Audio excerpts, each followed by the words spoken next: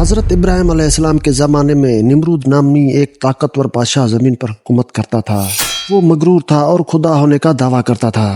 ایک دن حضرت ابراہیم اور ان کی بیوی سارہ نمرود کے محل کے پاس سے گزر رہے تھے۔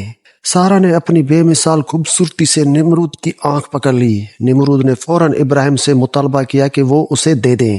ویڈیو میں آگے بڑھنے سے پہلے چھوٹی سی گزارش ہے، ویڈیو پسند آئے تو لائک اور شیئر ضرور کر دینا اور ہمارے چینل کو بھی سبسکرائب کر دینا، شکریہ۔ تو چلتے ہیں ویڈیو کی طرف۔ مسلسل 40 دن نمرود کی آتش کدہ میں رہنے کے بعد حضرت ابراہیم علیہ السلام ملک شام کی طرف ہجرت فرما گئے۔ راستے میں ایک شہر خزان الوجہ میں قیام کیا۔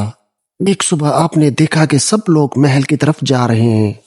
پوچھنے پر پتا چلا کہ یہاں کی شہزادی نہایت خوبصورت ہیں اور 7 ملکوں کے شہزادے اس کے لیے رشتہ لے کر آ رہے ہیں۔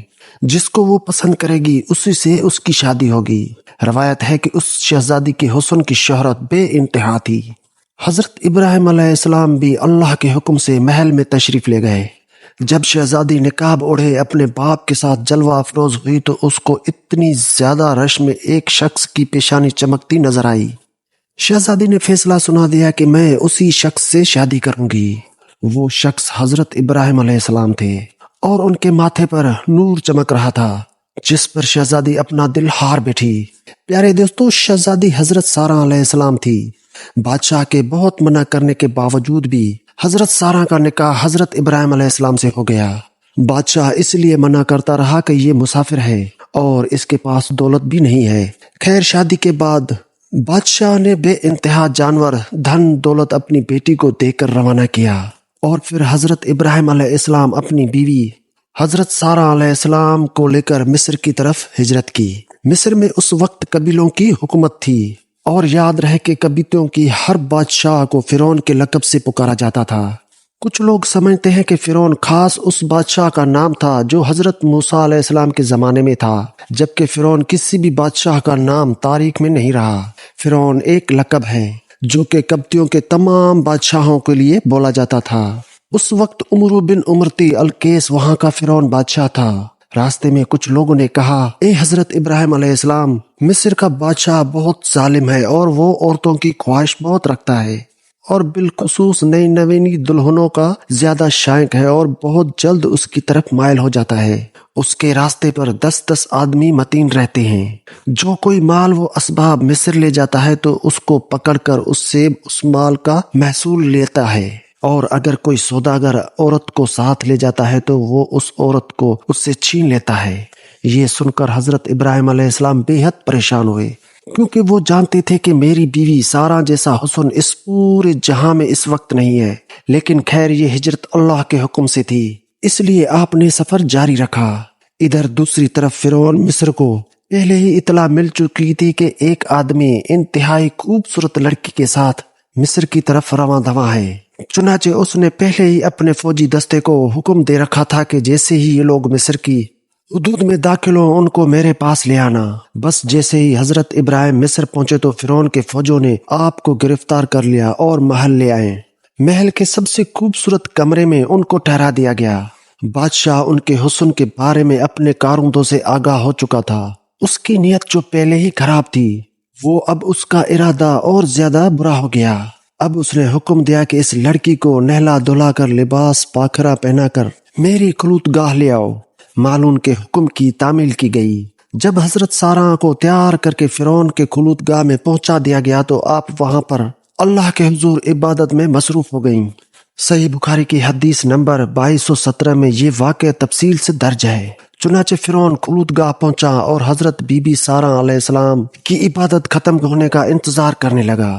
حدیث پاک کے الفاظ ہیں کہ حضرت بی بی سارہ علیہ السلام نے اللہ پاک سے یوں دعا کی، اے اللہ، اگر میں تجھ پر اور تیرے رسول ابراہیم علیہ السلام پر ایمان رکھتی ہوں اور اگر میں نے اپنے شوہر کے سوا اپنی شرمگاہ کی حفاظت کی ہے تو مجھ پر ایک کافر کو مسلط نہ کر۔ اب حضرت سارہ علیہ السلام کوئی عام خاتون تو تھی نہیں، بلکہ جناب سارہ بے شمار معنوی اور اخلاقی فضائل و کلامات کے حامل خاتون تھی۔ اور قضائے الہی پر صبر و تحمل کے ساتھ راضی رہنا ان کی اہم خصوصیت تھی، اور خدا پر اعتماد و بھروسہ، عبادت و ریاضت۔ اگرچہ آپ شادی سے پہلے ایک بہت ہی مالدار خاتون تھی، لیکن حضرت ابراہیم علیہ السلام سے شادی کے بعد بے پناہ مصائب و آلام برداشت کیے، اور اس راہ میں نہایت صبر و تحمل اور خدا پر مکمل اعتماد کے ساتھ زندگی میں پیش آنے والی مشکلات کو سر کیا۔ اللہ تعالیٰ نے آپ کی ہر دعا قبول فرمائی تھی۔ چنانچہ جب نماز پڑھ کر آپ کھڑی ہوئیں تو فرعون گندی نیت سے آگے بڑھنے لگے۔ حضرت سارہ پیچھے ہٹنے لگی اور ٹھوکر کھا کر بستر پر جا گری۔ یہ دیکھ کر قبطیوں کا بادشاہ ہنس پڑا اور برہانہ ہونے لگا۔ بس اللہ پاک کا عذاب شروع ہو گیا اور اس کے پاؤں زمین میں ڈسنے لگے۔ یہ دیکھ کر بادشاہ کانپنے لگا اور معافی مانگنے لگا، تو سارہ رضی اللہ تعالیٰ عنہ کے حضور میں دعا کی کہ اے اللہ، اگر یہ مر گیا تو لوگ کہیں گے کہ سارہ نے مارا ہے۔ چنانچہ وہ پھر چھوٹ گیا۔ جیسے ہی زمین نے اسے بادشاہ کو چھوڑا تو وہ دوبارہ سارہ رضی اللہ تعالیٰ عنہ کی طرف بڑھا۔ سارہ رضی اللہ تعالیٰ عنہ پھر سے دعا کی، اے اللہ، اگر میں تجھ پر اور تیرے رسول پر ایمان رکھتی ہوں اور اپنے شوہر ابراہیم علیہ السلام کے سوا ہر موقع پر میں نے اپنی شرمگاہ کی حفاظت کی ہے تو مجھ پر اس کافر کو مسلط نہ کر۔ چنانچہ وہ پھر تھر تھرایا، کانپا اور اس کے پاؤں زمین میں ڈس گئے۔ بادشاہ پھر سے معافی مانگنے لگا تو سارہ رضی اللہ تعالیٰ عنہ پھر وہی دعا کی کہ اے اللہ، اگر یہ مر گیا تو لوگ کہیں گے کہ اس سے سارہ نے مارا ہے۔ اب دوسری مرتبہ یا تیسری مرتبہ بھی وہ بادشاہ چھوڑ دیا گیا۔ آخر بادشاہ نے اپنے درباریوں کو بلایا اور کہنے لگا کہ تم لوگوں نے میرے پاس غلط لڑکی کو بھیجا ہے، یہ تو کوئی انسان نہیں ہے۔ چنانچہ اس نے اپنی بیٹی آجر، جو بعد میں حضرت ہاجرہ علیہ السلام کے نام سے مشہور ہوئی، اس کو حضرت سارہ علیہ السلام کے حوالے کر دیا اور کہنے لگا کہ میں چاہتا ہوں کہ یہ تمہاری کنیز بن کر رہے اور آپ جیسی ہی پاک باز بن جائے۔